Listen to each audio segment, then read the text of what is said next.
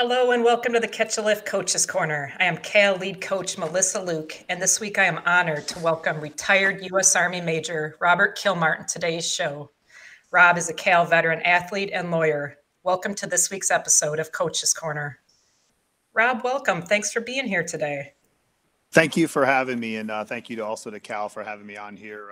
Definitely passionate about fitness and moving forward for our service members. So this is great. I appreciate being on here.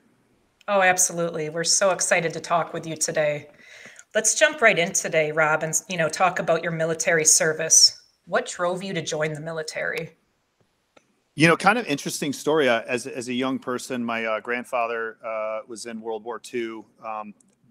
Typical for that era, didn't really speak about it much, and found out later, probably did a lot more than I ever knew. But additionally, my stepfather, who was there for most of my life, he was also in the military, and I got out of high school, and just from the area I was at, a lot of people doing the same stuff, a lot of people, still kind of toiling around in their hometown, and I just needed a challenge. And we're a patriotic family, so I said, hey, let's try this out. I think I can do this. So that's how it started. So you served multiple combat tours: Iraq, Afghanistan, Kuwait. Can you talk to us about your combat tours? Yeah, probably the biggest one that would stand out was the last one to Afghanistan. I was a little bit older at that point, 35, 36 years old, a little bit more seasoned. And I hadn't at that point been to Afghanistan. I had worked in a training unit prior to that where, I did like PSD, which is basically personal security of like dignitaries. And we trained on that. We trained on different weapon systems. I'm a level 4 Army combatives instructor. So we would do these awesome combatives types training and all around the country and at the base I was at. And I had an opportunity to be around a lot of warriors that were heading out on deployments or were training up or getting specialty type training. And my heart was there. I was like, I gotta figure something out. I gotta get on a deployment. And just, you're doing all this training, and I'm like, man, I haven't been deployed, for several years. I gotta go. And I was able to jump on a deployment and get out there to Afghanistan in one of the probably, hottest areas out there, in that Kandahar, Zari-Maiwand area. So let's talk a little bit about that 2012 deployment in Afghanistan. What was that like? What were days like for you? What was the mission? What were you guys doing?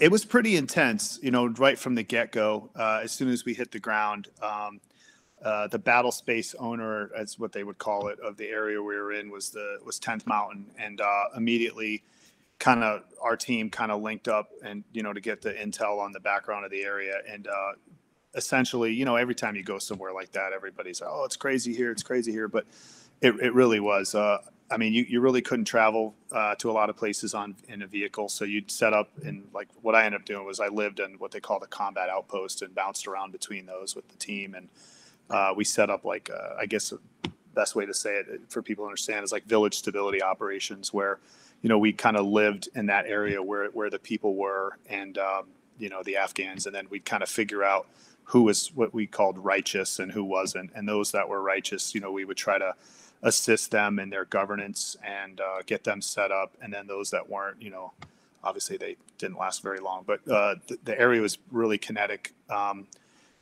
lot of IEDs. So a lot of, on foot patrol and finding IEDs and blowing IEDs in place, or having, unfortunately, IEDs blow off near us and so on. So yeah, it was definitely a crazy scenario for sure. You were injured 2 times prior to when you were medevaced in 2012. What was it like for you returning to the battlefield after sustaining injuries? I think for me, the big thing was, I kind of took on that role because I was a little older, and a lot of our troops out there and our warriors out there, especially like our security elements that kind of plussed us up, because the area was so hazardous, was, a lot of young guys, 22, 23, 24. And I kind of had to push through, and even though stuff stunk or my back hurt or whatever, part of it, whatever life injuries, part of it age. And I felt the need to try to, motivate and stay. I had to stay physically fit. I mean, I couldn't just do Right.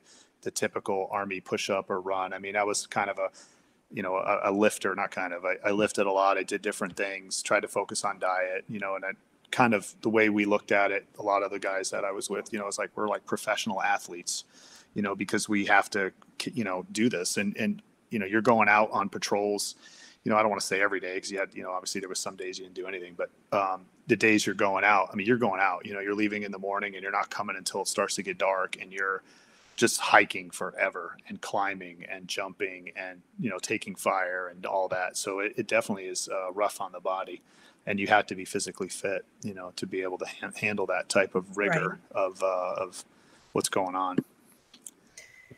Could you talk to us a little bit, Rob, about that third final injury where you were evacuated, medevaced? What happened that day? Yeah, so the whole thing was kind of crazy, and at the time, in the summer, it had really ramped up, and at that point, some of the area I was in, the 82nd Airborne, kind of controlled that area, and then another area I was in, the 2nd Infantry Division, had come in.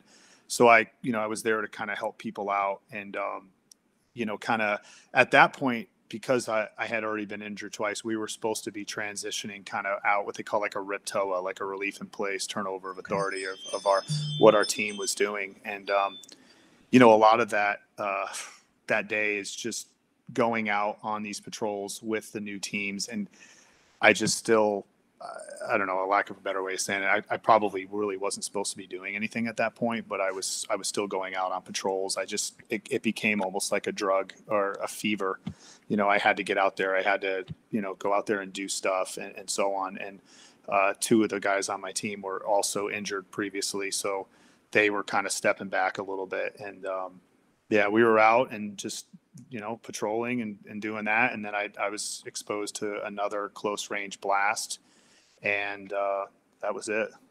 So that was pretty much the third direct enemy action. I mean, there was a lot more blasts than that. We can talk forever about blasts, because we actually blew, who knows? I lost count, 100 or something blasts that either we were responsible for or went off near us, and thank God nobody was hurt, but direct blasts. So that just, it was almost like being a boxer at that point, just being punched in the head over and over, but not understanding what TBI was, or just knowing that I had these intense headaches and was angry and all the other stuff. And then again, I'm very fortunate, because at that time, a lot of the young men that were out there were losing legs or dying. So yeah, that's really all I can say about that right now, so without getting into too deep. Yeah.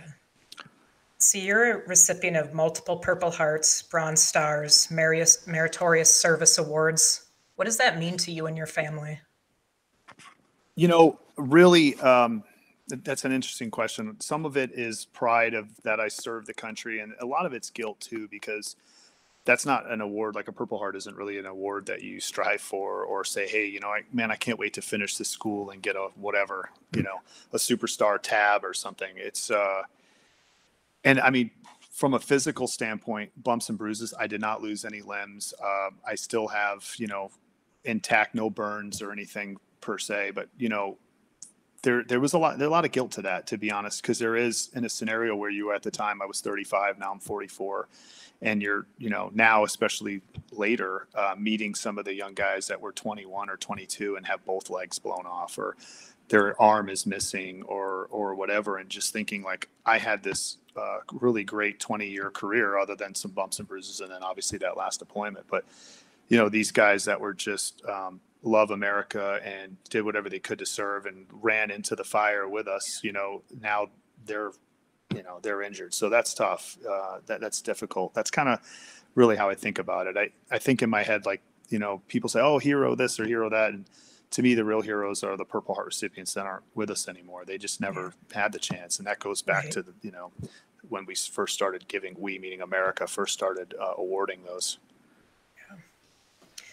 Rob, would you talk to us a little bit about the early days, the early years of your recovery? Yeah. So, this could go on forever. So I'll try to do quick with it. I mean, in the beginning, it's kind of, I think you're in denial. People are telling you, you know, whether it's at the hospitals or the VA or whatever, or other veterans or that are injured veterans that are in that kind of queue that you're in. Maybe they've been injured prior to you.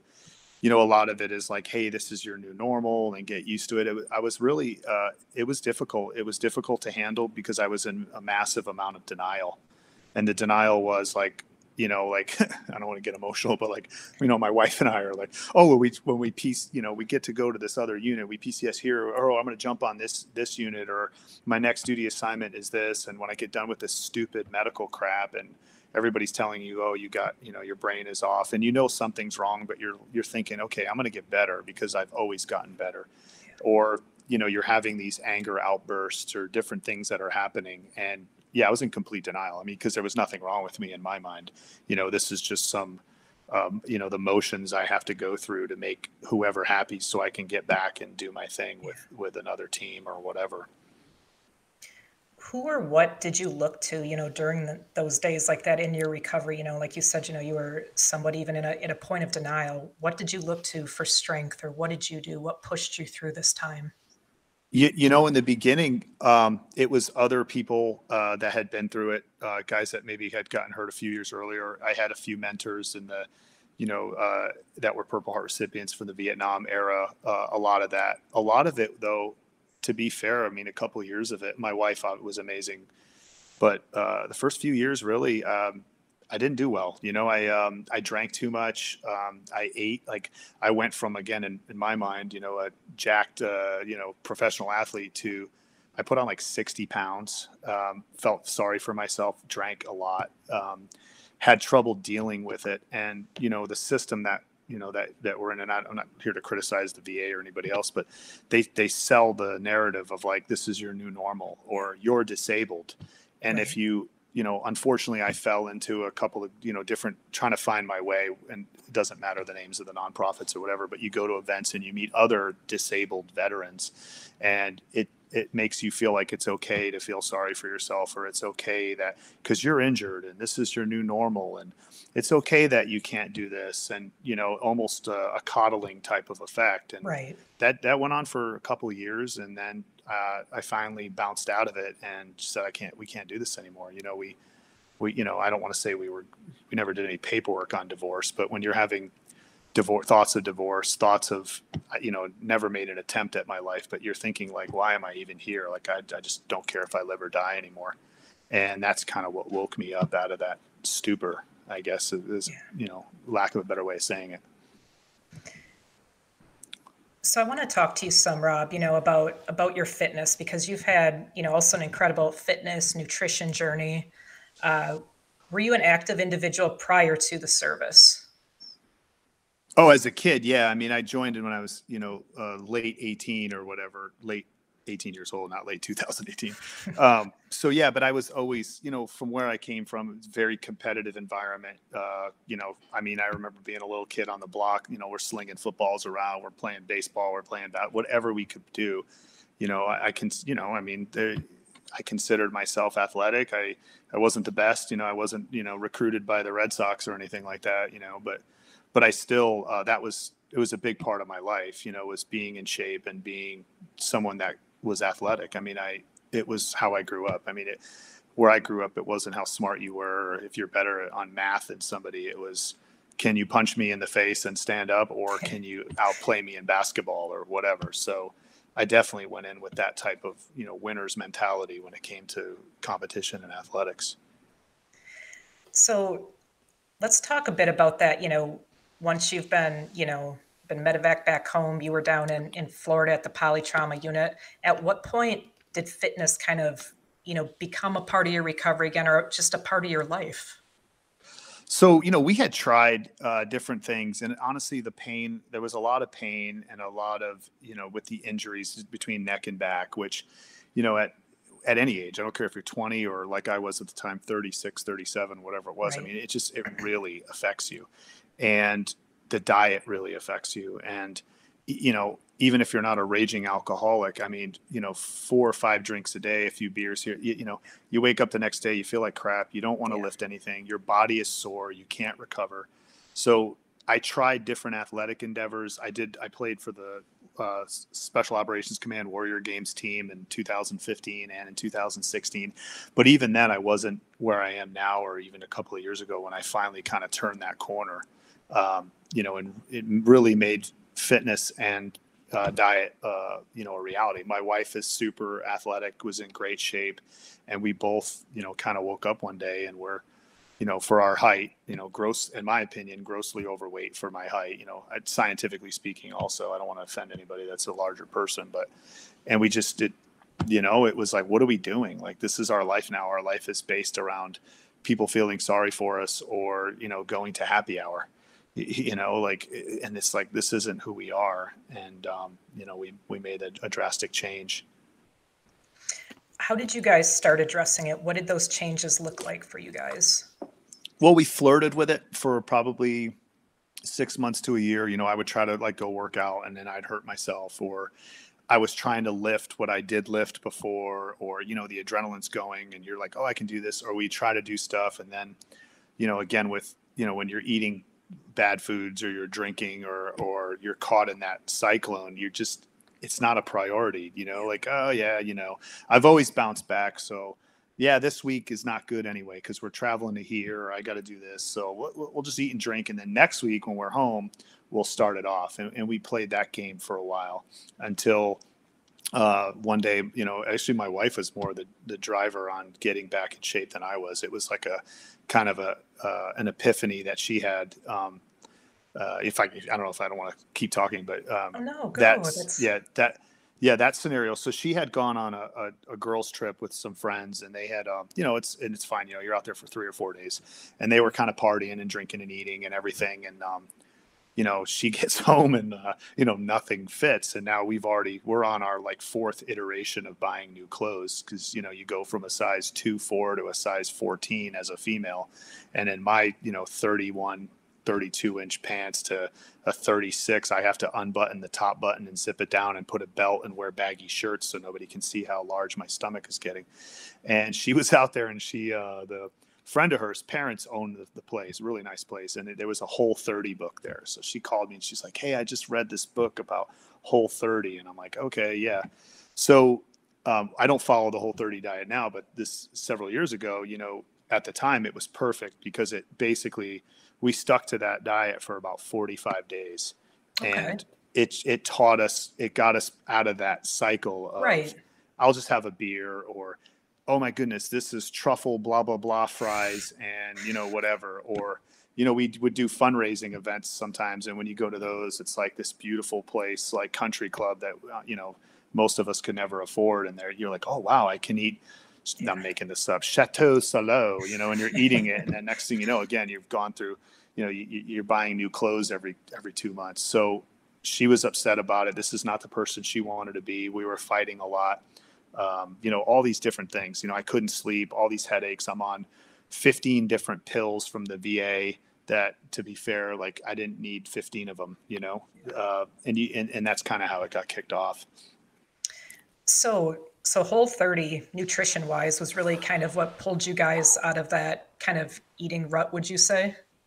Oh, absolutely. And it's funny because at the time, I was always kind of that, I'm from the Northeast, so I like to bust people's stones a little bit, but, oh, I'm gluten this, or I'm dairy this. And I'd kind of make fun. Oh yeah. Okay.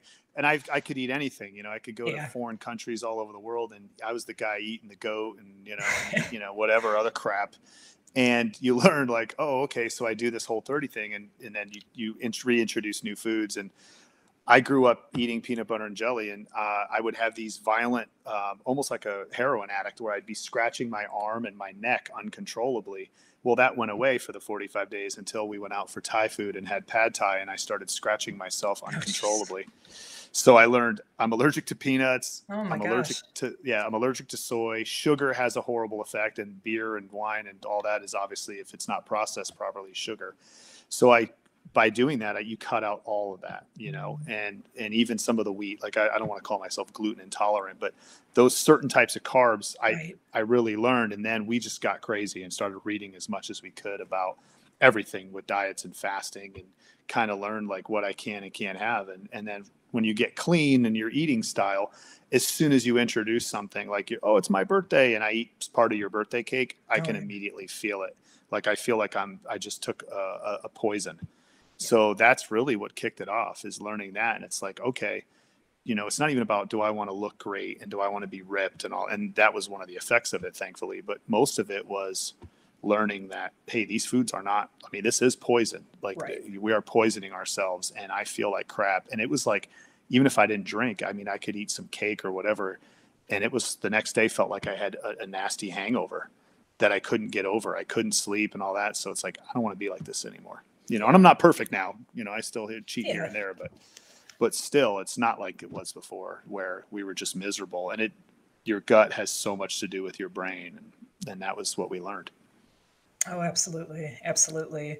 So let me ask you about that quick. So, as you're becoming more mindful of, your body and how you're reacting to these different foods, did you notice like cognitively different things going on in your head? Like, did that have a positive effect on you, mentally? Oh, it was like night and day. With your brain injury. Yeah.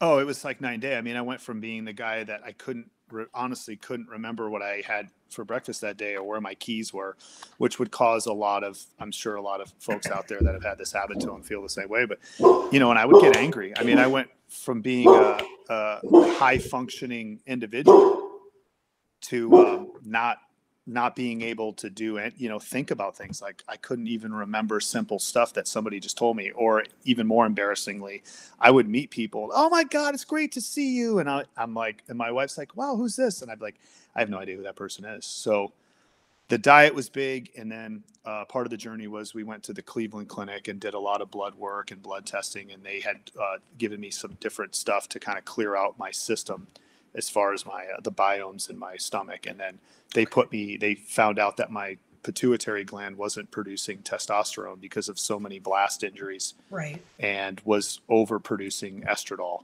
And I got put on a low amount of testosterone, and then that pretty much changed everything. It was like, I tell people sometimes it was like being in a steamy room where you can't see what's in front of you, to like pulling that cloud away. And then my brain was functioning. I could get emotional. It's incredible. It was functioning. It was like, oh my God.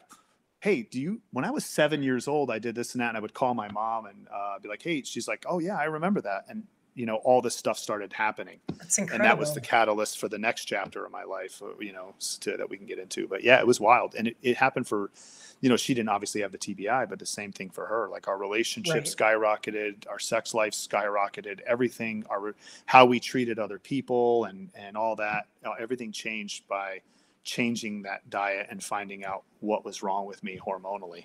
Yeah. Would you recommend to, other veterans or other people something like Whole30 to kind of, get back on track with their nutrition?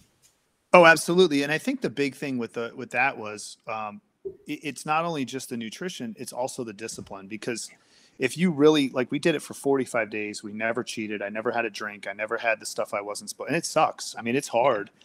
But it helped to get both of us back, in that mentality of I'm drinking water. And then for us, it kind of was like, it was a spark that we needed, that, okay, I can get up at 6 o'clock in the morning and let's go for a 10-mile walk, or whatever. And you can't do that when you feel like crap, or you're drinking too much, or you're eating crummy foods and you feel sluggish. So that was huge. And, to jump a little bit more forward from the Cleveland Clinic, they put me on more of I hate to say keto, because I'm not piling bacon up on a plate, but more of a high protein, moderate fat, low carb. Like I cut out a lot of the carbs, and the weight on both of us just stripped off. And then my energy level skyrocketed. My pain went away. I don't want to say went away completely, but it's a lot different when you're eating healthy and you're putting the right vegetables and the right nutrients in your body, how your body reacts to that, and your mind. It's a complete circle. Yeah, for sure. So what's your nutrition kind of like today, Rob? Is it more kind of that keto base still, or what's it look like now for you? So in a perfect world, I don't want to call it a tragedy, but another setback. So last year I was at like the pinnacle of my fitness. I would say even probably better than when I was younger, because we were so good about it. But, we were doing the I was trying to do like a gram per pound of body weight, so of lean body mass. So I got down to, I'm 5'8". I got down to about 7% body fat. I did one of those. I did it often actually at, MacDill Air Force Base. I could go over there and do those testings, the pod kind of thing. And I was at 7% body fat, and I was eating 150 or more grams of protein, keeping my carbs anywhere from 50 or less, and then fat. I wasn't even counting macros. I would eat, and when I was full, I knew I was good. The only thing I really counted was to make sure I had enough protein. And we were lifting weights, and we were getting like an incredible shape, and I felt amazing. And then we had this crazy car accident in August of last year, where, when you show the pictures, everybody's like, even including medical people are like, if you weren't in the larger car with the airbags that you had, you'd be dead. Somebody just negligently pulled out in front of us. We were actually going from a doctor's appointment to a dentist appointment, just talking about what we were going to have for lunch that day and the workout we were going to have. And the kid just blew a light right in front of us, and we didn't even have time at 45 miles an hour. Just, if there was a passenger in his car, that person would be dead, because we crushed his car almost in half. And then we were both knocked out, unconscious, herniated discs, all this other stuff. So since then, I'm not eating anywhere near that much protein. I've got to be more careful. And most of our, I don't even want to call them workouts, our stuff is walking, because walking and yoga, because of what had happened to us. But yeah, so it definitely works though. The diet and lifting and the protein worked up until now. And now we're looking at kind of, I haven't lifted weights since then, but soon, I'm still having some problems. I had nerve damage in my right arm. I broke my right wrist, all the torn discs and stuff. So I'm a little scared, honestly, to start throwing iron up. Right. But the walking and some of the other stuff, using a bike, that kind of stuff is really helping to get back, to where we are. And I've maintained my weight pretty well also. I'm not 7% body fat, but I'm still single digits or 10-ish, depending on, how bad the weekend was or whatever, or whose birthday it was. Yeah, that happens too. Hey, the best, cheat sometimes on the diet. So, Oh my gosh. Absolutely. Absolutely. So I want to ask you too, Rob, when did going back to school come onto your radar, or how did that kind of come about for you? So that was the big thing too. So we were kind of in that phase of, reevaluating our life, and then getting these priorities straight. And I went to the vocational rehab for the VA, because I was, again, at that point, was still kind of feeling sorry. The vocational rehab thing actually happened right before she went and had that epiphany. So I went in there, and a friend of mine, a great golfer, he worked for a nonprofit that does golf, and was like, hey man, they have a program where we can apprentice you, and you can, get a job in the golf industry or become a better golfer. Cause I used to have a joke. I'd say some days I'm Tiger Woods and other days I'm Tiger Woods. Cause remember when Tiger Woods kind of went through that, was great one day and then was horrible. Totally. That was me. Yeah. And so I'm like, this is going to be wonderful. So I go into the Voc Rehab and I pitch my idea to the lady, and she kind of looks at me and she's like, you seem really bright. Like, you're 40, whatever years old, 40, I think 39, 40, whatever I was. She's like, is this how you want to like live the rest of your life? And I was like, what do you mean? And she's like, well, if I could pay for you to do anything in the world, like anything, just name it. I'm not saying I can do it, but what would you do? And I just blurted out, I've always wanted to be a lawyer. And my wife looks at me and she's like, what the hell are you talking about? Like, what? And the lady just looks at me and she's like, okay, let's do it. And I was like, okay. And I'm like, now what do I do? I'm East Coast, Northeast all the way. I'm talking trash. And she called me on my trash talk and said, all right, so here's how this is going to work. And then, oh my gosh, a couple months later, I took the LSAT to get in. I got accepted into the best school in my area, 50-minute drive every day, which from someone that wasn't driving a car very often because of mental issues or whatever. Now all of a sudden I'm driving almost an hour each way. And, I went in there and I did pretty well. So I graduated, and 3 years later, and then I passed the Florida bar last year, 2 weeks before the car accident. So that was good. At least that's what I kept saying. At least I had this car accident after the bar, not before, because studying for a bar is brutal. It's probably one of the hardest things I've ever done mentally. It is the hardest thing I've ever done mentally, to be honest. Over any military school or anything else, it's brutal. So, yeah. Let me ask you, Rob, What was it like going back to school? You know, what was that experience just kind of like for you, and how did you handle it? Oh, it was crazy. I mean, I'm 40 years old, and everybody else is, for the most, I mean, obviously there's some people a little older, but for the most part, most of these kids, and I call them kids because they are to me at 40 years old, 22 years old, they just graduated whatever University of Florida or Florida State or all over the country. Their egos are sky high because they're the best of the best from their school to get in there. And at first it was a little intimidating because I'm like, I don't belong here, and I'm old. What am I doing? I don't need this, like, why am I doing this? I mean, Yeah.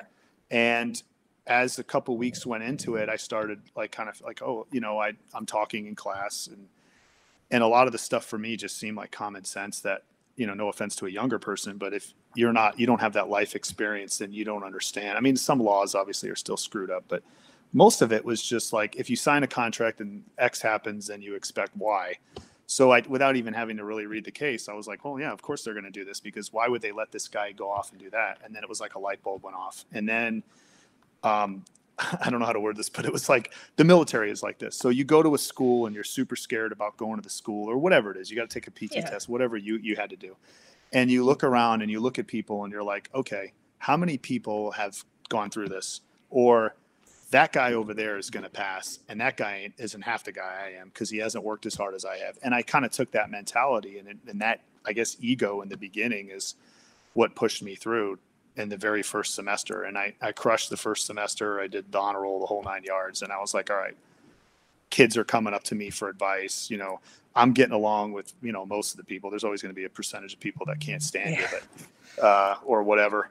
And I'm like, all right, I belong. I can do this. And then after, you just keep going through it. And after the first year, you're like, okay, I did the first year, and after the first year, which is supposed to be the hardest, and it's so scary, and all these books write about how scary it was. And for me, it really wasn't hard or scary. Annoying, time consuming, but not hard. And then I just went from there, and at that point I was in, like I said, like you being in the military, once you're at weeks, whatever, 6 of basic training, you're like, okay, this sucks, but it's not that hard. I can go run. Okay, drill sergeant, how many push-ups you want me to do, or whatever your experience, whatever schools you've done, Yeah, you're like, all right, dude, well, you can't smoke a rock. Here we go. And that's kind of the mentality I took, and there I am, but to be fair, at the same time, I was working out like crazy. I'm dieting wonderfully. My wife and I are on the same team. So we're kind of going through this thing together where it was like a reawakening of what we were before all the injuries. So it made it a lot, like it was almost like a drug, instead of a drug or alcohol, you're like, oh my God, look at this. I've got veins popping out of my stomach. Like I haven't had this since I was 20, whatever years old, and then it just caught like fire, and it became my new normal. Instead of, again, when you get injured, it's like, oh, your new normal is you have to have a cane and you're disabled, or it's okay that you're overweight because you have a back injury. Don't worry about it. Like, and I just never had that mentality. And to add one more thing to it, being in that special operations command environment and being like at the Warrior Games with some of these guys that are legs missing doing this, and these guys are running marathons and all that. And, and I know it's played out, but if he can do it, why can't I kind of thing. But really, I mean, you go and you talk to them and they have struggles too. They're like, dude, that sucks, man. Some days I don't want to get up, or I want to punch somebody in the mouth, but they're still going out there and running. They're still going out there and swimming, or whatever their new normal is. And I wanted to be like those guys, not like the guys sitting at home stuffing their face like I was, and drinking and crying about what they used to be or what they could have been. So that was a big thing for me, for sure. That's so it was cool. a profound effect. Oh to That's have guys like that. Yeah. Guys and gals too, Yeah. So I say guys meaning encompassing everybody, but yeah. Oh, totally. Totally. So Rob, what advice or what message would you give to other veterans who, I don't want to say, they're necessarily sitting at home feeling sorry for themselves, but maybe they have fallen a bit into the trap of, this label of I'm disabled. They've put limits on themselves, or, maybe it's from what doctors have told them or kind of the VA system. What would you tell them? Well, basically the first thing is, it's like, look, it's one day at a time, right? One day at a time, you have to put a foot forward. And, you don't have to be, it's crazy. It's like I said, the double amputee that's running that I actually was in Afghanistan with, that is running the Boston Marathon. Like, you don't have to be that guy. Don't feel sorry for yourself. That guy is exceptional. You know what I mean? Like, you're not going to go out and start playing basketball right now and play like Michael Jordan, Yeah. So look at it like, what is your passion? And maybe it's not even athletics. Maybe it's, you want to go volunteer for kids with brain cancer. I mean, whatever it is, like you did in the military, do it 100%. Get involved in it, research it. Don't just go half-ass. Get into that and find out what it is. And when you find that, even if it's not athletically based, if you're doing something you care about and something you love and you're taking pride in yourself, next thing you know, you are cleaning up a little bit better. You know what? I don't need to eat that. I don't want to drink that because I can't drink that because I have to help these little kids tomorrow, or whatever. One day at a time. There's a quote that I love to use from Martin Luther King Jr. And he says, if you can't fly, run. If you can't run, then walk. And if you can't walk, then crawl, as long as you're moving forward. And I get emotional when I say it, but it really hits home, because it's like, we have gotten this thing that's happened to our culture, meaning veterans, where, we are feeling sorry for ourselves, or we feel isolated from civilians, which drives me nuts when people say that. No offense to those of you that do, but in World War II, they got home and they did the GI Bill. They built houses. They went back to work. They raised families. They did whatever. And our country, obviously there was, combat stress and PTSD, or whatever you want to call it at the time, shell shock, whatever the phrase was, but they still kind of dusted themselves off and went on. Vietnam veterans, kind of same thing, didn't have all these programs. So since we have these programs, find the program that fits you. And hopefully it's a cat like Cal, where it's a program that gets you on a diet, and it gets you on a fitness plan, and it gets you on a workout with your wife, and you can start doing these things. But just do something, move forward, do something, and don't let yourself be that person that falls to the wayside and becomes a statistic. Because at some point you did something amazing. I don't care if you're the admin guy or the Navy SEAL. At some point you committed to going to ROTC or basic training, or you have done something that, 99% of the population will never do. So if you did it once, why can't you do it again? You have that eye of the tiger in you. You have to pull it out, and you have to find out what your passion is and go for that passion. And maybe it's working out with Cal, or maybe it's, like I said, helping young kids out that are just, disadvantaged. Whatever it is, find that passion and then create that new normal. Not the new normal of, now I have a cane and now I'm overweight and now my back hurts. Because we all have that, different levels, obviously. Right. But that'd be what I would say. Oh, I love that. I love that. Thanks for sharing that message, Rob. So I want to talk to you about Catch a Lift. How did you learn about Catch a Lift? When did it come on your radar? I had it's funny because when I first heard about it, I wasn't ready. I thought, oh, this is cool. I can go to the gym again. But, we weren't really in a position, or we weren't ready to do that. And it was a fellow veteran that kind of told me, oh, it's great. You get work out and you're going to get this and that. And my wife and I are getting into it. And it's just, I wasn't ready for that. Yeah. And then once we kind of flirted with it and got ready, we hadn't been at that point where I said we did the whole 30.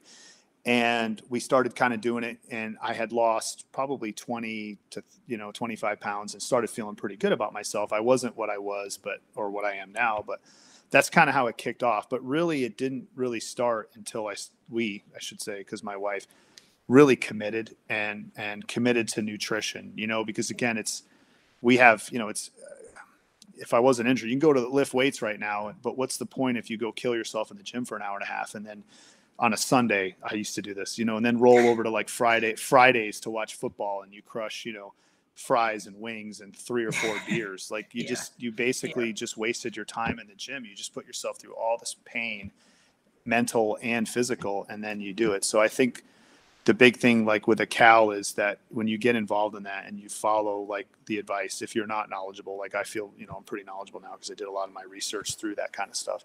Start walking, start eating the right food, start drinking water. And then, you're not Michael Jordan. You're not going to get in the gym. And I think that's a mistake that some people make. And that's what I like about Cal is you have your coach's corner. Put your ego aside. I mean, never met you in person. You look like you're in great shape if you say, hey, you know what? Maybe she's right. Maybe she's wrong, but I'm not in the shape that she's in. So let me listen to her. And then one step at a time. I think people get discouraged because they jump in the gym and they're trying to lift what they used to lift or what they see somebody else lifting, where they could just, all they need to do is say, you know what, I am going to grab these 10-pound dumbbells and I'm going to do a chest. To me, it sounds, oh, it's only 10 pounds, but you got to let your body get adapted. Absolutely. And you got to create that habit. And the big thing is, do it, whatever you do it for the 30 days or whatever the science says. And then if you do it for 30 days and you're in, now it's a habit. Now it's not as hard as it used to be, but we have to get over that mental barrier. And I think that's what's great. You guys have so many resources on your website. I mean, if you want that, I personally don't have it right now because my wife and I are intrinsically motivated, but if you need that person to call you and say, hey brother, did you work out this week? And I love that you guys are doing that because at some point we were all an athlete in the military, and you might not have been Arnold Schwarzenegger, but at some point you were good enough to pass a PT test. So you have the work ethic. You just need that one step forward and that one day at a time. And if you can do that, it's amazing. And I love that you guys provide that opportunity for people, and you hold people accountable, and it's wonderful. Yeah, it's a phenomenal organization. And it's funny, you said when you first learned about Catch a Lift, you weren't there, you weren't ready. I had kind of a similar experience myself. I learned about them years before I actually made the commitment to sign up and push forward with it. Because the same thing, I'm like, well, this looks great, sounds great, but at the time, I wasn't there. But when I was ready, dug in with both heels, and here we are. The last question I want to ask you, Rob, what does it mean to you to be a Catch a Lift veteran athlete? It's awesome because, I don't have a number in my head, but I can tell you anytime, I meet with a lot of different, veterans and non-veterans or whatever, but I've done public speaking, and a lot of things that I tell people similar. It's just do this, don't do this because it's a grant, or it because you're ready. Do it because it helps. Do it because we have, however many thousands of people that now are doing this and are changing their life for the better, are not committing suicide, are not divorcing their spouse, are not mistreating their children, because fitness, you can't work out and then eat crummy. So it does change your whole life, and it changes your whole perspective. And it's been awesome for me because every time I meet somebody that I'm like, tells similar story to mine of where I was, 4 or 5 years ago, I can tell them about Cal and say, look, man, just give it a try, take a look at it, see what it is. And it's something you can do with your caregiver, and you two can grow together. And it does bring you closer. It really does. It's very difficult if you're out there running marathons and your wife is at home angry, and vice versa, so this is something you two can do together, and you can grow and get better together. And it's not, I went from being in my 20s and early 30s, like, oh, I need to do this so I look good. And you get out of the look good thing. And it's like, now as a 44-year-old man, it's like, I feel good. And like Cal's program is a big part of that, and all that different stuff with the Coach's Corner and having coaches or having different things. Use all of it. Whatever you need, use it to get you to where you need to be. And then once you are where you need to be and you're flowing, that's when you start giving back and giving other people advice, or do like what you're doing and do a podcast or whatever. But I think that's how our generation of veterans, whether you're 44 or 22, that's how we're going to be the next great generation, is kind of looking out for each other, and finding out these opportunities to make ourselves better. Oh, absolutely. I can't say that any better myself, Rob. Thank you so much, Thanks. Thank you. Oh my gosh. Thank you for your service to our great country. Thank you for all that you continue to give back to our great veteran community. That's it for this week's episode of Coach's Corner. Thank you again, Rob, for sharing your story and your light with us all today. Thank you to ID Technology for your continued support of Catch a Lift, the website, the Landing Zone, the Coach's Corner podcast. Big thank you to Lynn Coughlin, Henry Pomper, and Kaylee Nasiri for your continued work to make this podcast possible, and the entire Catch a Lift team. If there are any veteran members that would want to join Rob and I for a few minutes after the show to talk a little more, leave your name in the chat box and we'll get you guys sent an email invitation.